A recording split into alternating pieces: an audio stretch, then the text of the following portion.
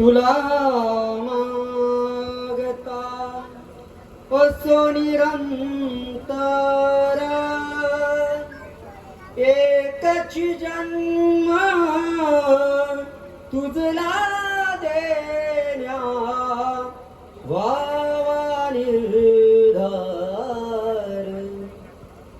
दयाळा भावा निर्धार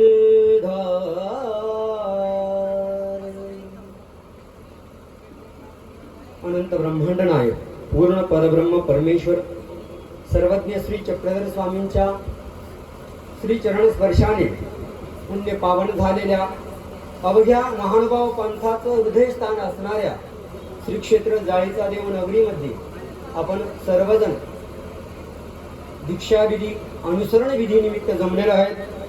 या मंगलमय पवित्र असणाऱ्या अज्ञान अंधकार दूर करणाऱ्या धर्मसभेचे धर्मसभाध्यक्ष ज्ञानवारिधी उभय राहटी मान्य प्रातस्मरणीय अखिल भारतीय पंचकृष्ण प्रबोधन परिषदेचे अध्यक्ष गुरुवर्य श्री बाबाजी, त्याचप्रमाणे आदरणीय पूजनीय वंदनीय श्रद्धेय असणारं संपूर्ण व्यासपीठ आणि या ठिकाणी जमलेले सर्वच गुरुजन, वासनिक, तपस्विनी, माता भगिनी।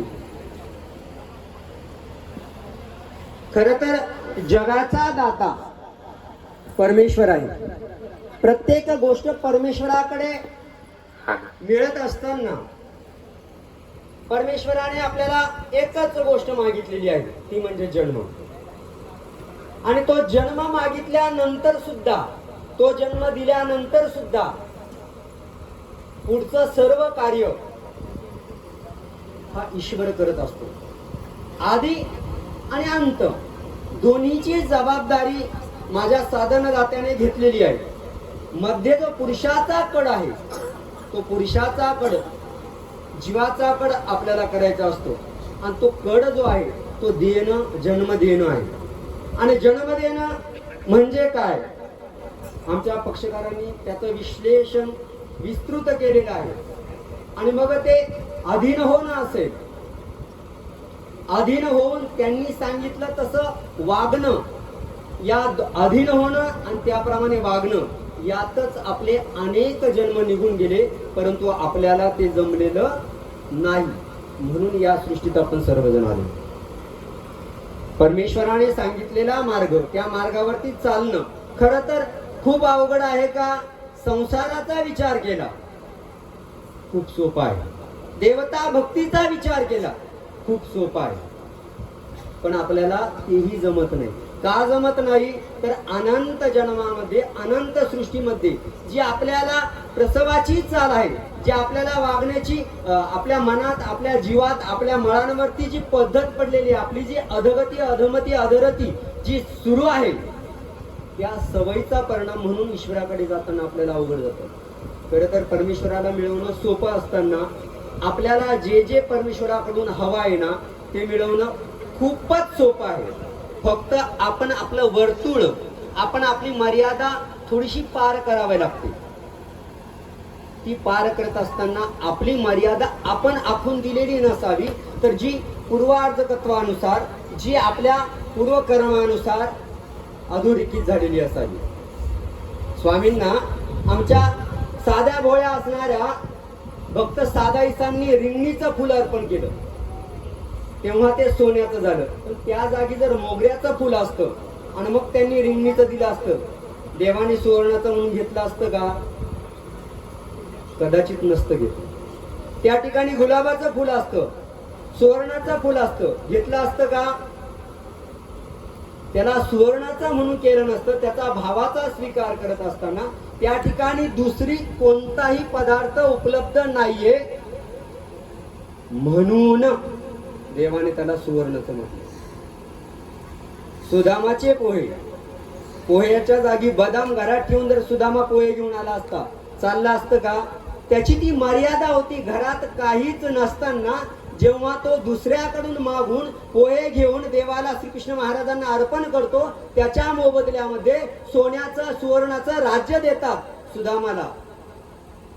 पण त्याच्यासाठी त्याच्याकडे जेव्हा काही नव्हतं तेव्हा त्याने पोहे दिले. देवाला अर्पण करायला साधांकडे काही नव्हतं, तेव्हा ते रिंगणीचं सुगंधहीन असणार, दिसायलाही चांगलं नसणारं फुलं तिनं दिलं, तेव्हा त्याला सुवर्णाचं म्हणून घेतलेलं आहे.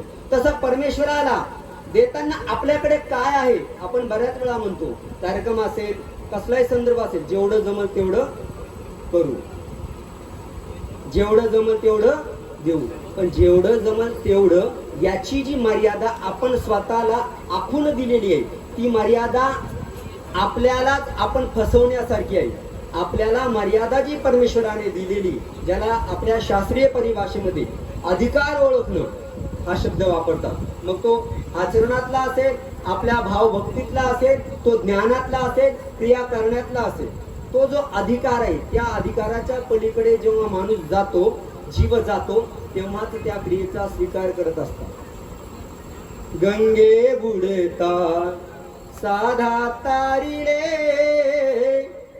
जसमाई साचे काहूर दवडिले.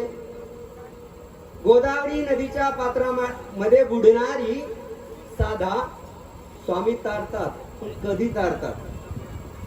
आमचं यावर्षी नवरात्र होतं राहेरला, पाऊस खूप झाला, पूर आला, आणि मग जेव्हा शासनाकडून प्रशासनाकडून आदेश आला की तुम्ही इथे सगळे 400-500 लोक आहेत ते हलवा, मग मी सगळ्यांना सांगितलं की आपल्याला जावं लागेल.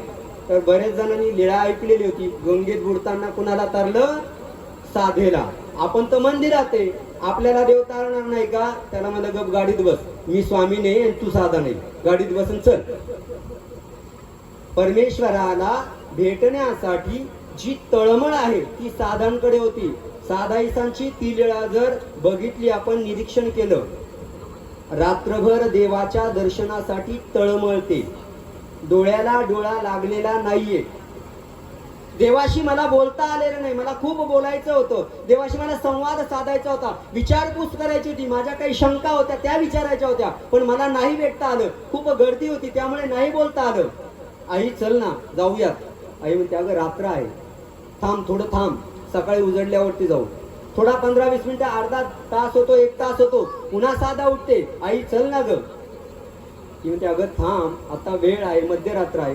पुन्हा असं 2-3 वेळ झाल्यानंतर जेव्हा 3-3:30चा सुमार होतो, तेव्हा आई शेवटी वैतागून म्हणते तू जा ग, तुला देवाला भेटायचं ना, तू जा, मी उजडल्यावरती. आणि साधा तिथं हा विचार करत नाही का मध्यरात्र आहे, आता देवाला कसं भेटायला जावं, मध्ये नदी आहे, काहीच नाही. आई जसं म्हणती जा, तशी निघते, आणि निघाल्याबरोबर देवाला भेटायचंय, मला देवाचं दर्शन घ्यायचंय, देवाच्या श्रीचरणावरती आपलं मस्तक टेकवायचंय. वेद इतका आहे की नदी पात्रातून जात असताना, नदी ओलांडत असताना आपण चुकीच्या रस्त्याने चाललेलो आहे, जिकडे प्रवाह कमी आहे तिकडून न जाता आपण खोल पाण्याकडे चाललेलो. हिचं या गोष्टीचं तिला भान राहत नाही, आणि जेव्हा तिच्या नाकातोंडात पाणी जायची वेळ येते त्यावेळेस तिला भान येतं, अरे बापरे आता तर रस्ता चुकलाय.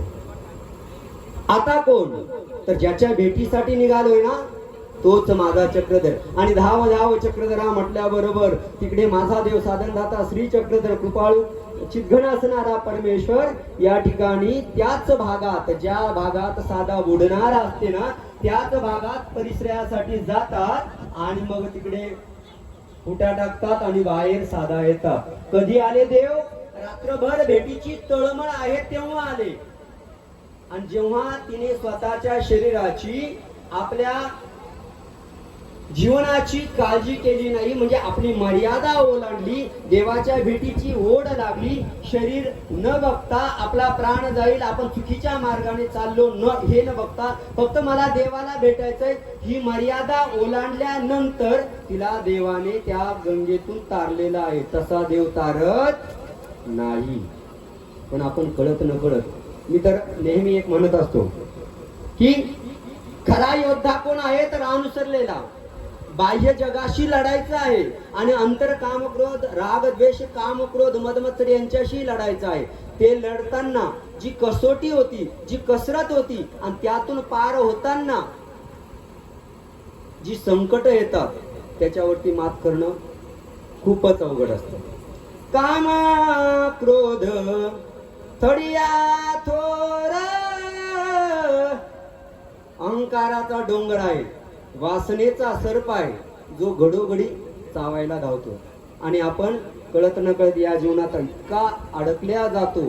शरीराच्या काळजीत माहिती सगळं असतं. जीवदेहाचा पाहुणा नाही त्याचे त्याला ठाव, कधी संपेल मुक्काम कधी सुटेल हा गाव. हे आपल्याला जाणीव होणं महत्वाचं आहे. आणि या दोघाही धर्मबंधूंना या गोष्टीची जाणीव झालेली की शरीराचं काही खरं नाहीये, म्हणून आपलं जीवन ईश्वराला अर्पण करायचं आहे. आणि ते ईश्वराला अर्पण करण्यासाठी त्यांनी जो निर्णय घेतलेला आहे खूप महत्वपूर्ण आहे. पण खरी वाटचाल इथून खडतर आहे, काटेरी मार्ग आहे. तो त्यांचा काटेरी मार्ग चांगला सुकर व्हावा, समृद्धी महामार्गासारखा सुसाट व्हावा, अशी या ठिकाणी सदिच्छा व्यक्त करतो. आणि आदरणीय पूजनीय श्रद्धेय या संपूर्ण कार्यक्रमाचे आयोजक स्नेही मालेराज बाबाजी यांना धन्यवाद देतो आणि थांबतो. दंड प्रणाम. हॅलो.